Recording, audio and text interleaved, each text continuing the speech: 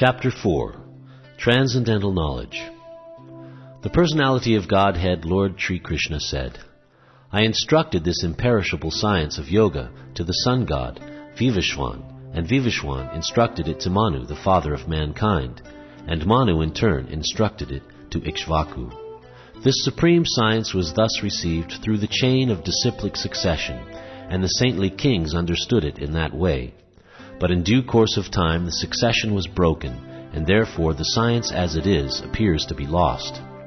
That very ancient science of the relationship with the Supreme is today told by me to you, because you are my devotee as well as my friend, and can therefore understand the transcendental mystery of this science. Arjuna said, The sun god Vivishwan is senior by birth to you. How am I to understand that in the beginning you instructed this science to him? The personality of Godhead said, Many births both you and I have passed. I can remember all of them, but you cannot, O subduer of the enemy. Although I am unborn and my transcendental body never deteriorates, and although I am the Lord of all living entities, I still appear in every millennium in my original transcendental form.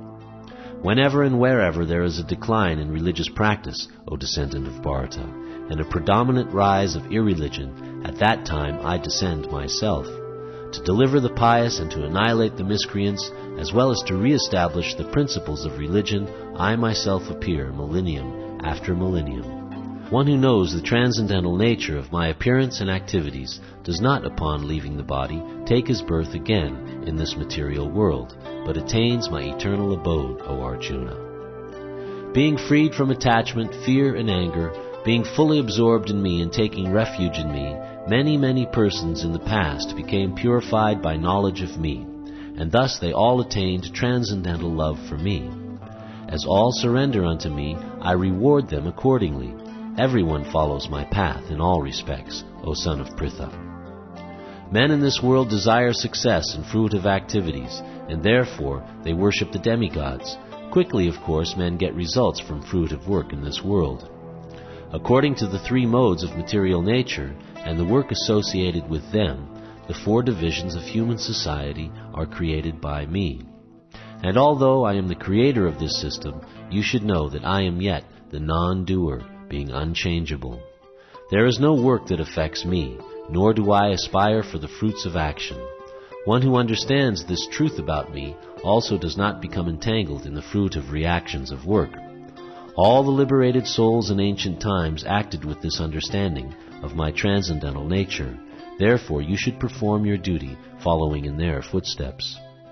Even the intelligent are bewildered in determining what is action and what is inaction. Now I shall explain to you what action is, knowing which you shall be liberated from all misfortune. The intricacies of action are very hard to understand.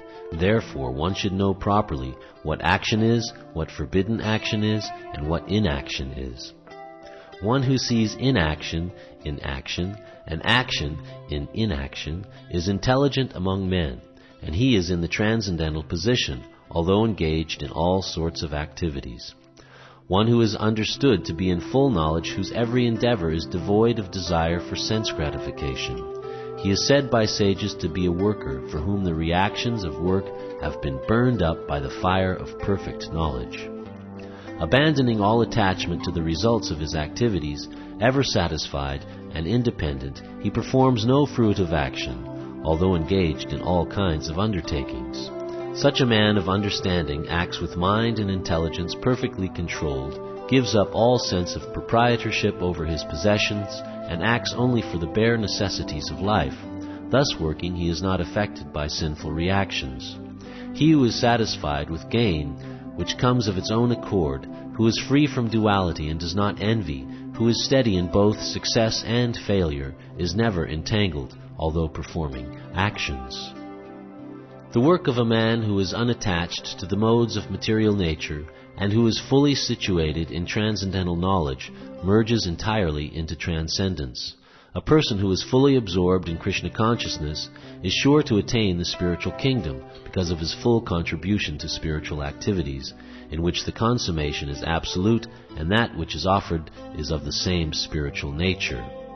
Some yogis perfectly worship the demigods by offering different sacrifices to them, and some of them offer sacrifices in the fire of the Supreme Brahman. Some, the unadulterated brahmacharis, sacrifice the hearing process and the senses in the fire of mental control, and others, the regulated householders, sacrifice the objects of the senses in the fire of the senses.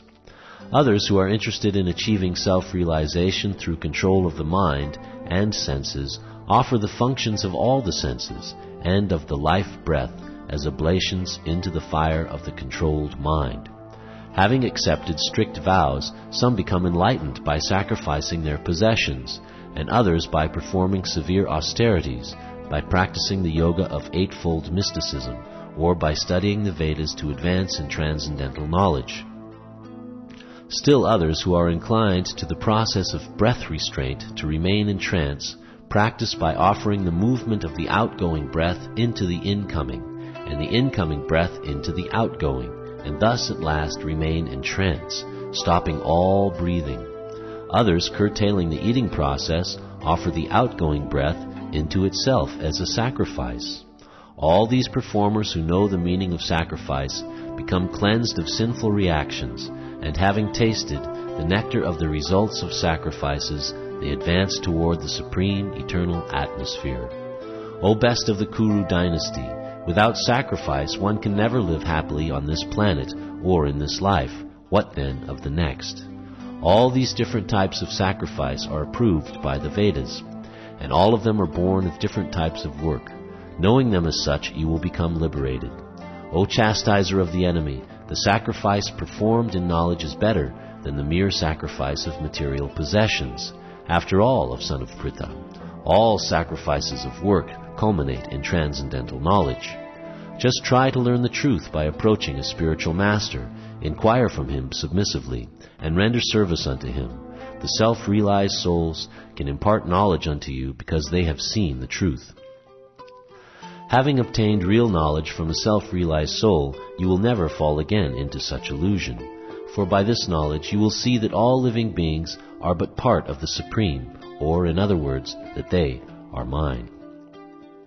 Even if you are considered to be the most sinful of all sinners, when you are situated in the boat of transcendental knowledge, you will be able to cross over the ocean of miseries. As a blazing fire turns firewood to ashes, O Arjuna, so does the fire of knowledge burn to ashes all reactions to material activities. In this world there is nothing so sublime and pure as transcendental knowledge. Such knowledge is the mature fruit of all mysticism, and one who has become accomplished in the practice of devotional service enjoys this knowledge within himself in due course of time.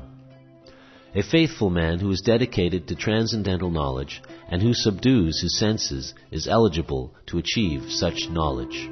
And having achieved it, he quickly attains the supreme spiritual peace. But ignorant and faithless persons who doubt the revealed scriptures do not attain God consciousness. They fall down. For the doubting soul there is happiness neither in this world nor in the next. One who acts in devotional service, renouncing the fruits of his actions, and whose doubts have been destroyed by transcendental knowledge, is situated factually in the self. Thus he is not bound by the reactions of work, O conqueror of riches. Therefore the doubts which have arisen in your heart out of ignorance should be slashed by the weapon of knowledge. Armed with yoga, O Bharata, stand and fight.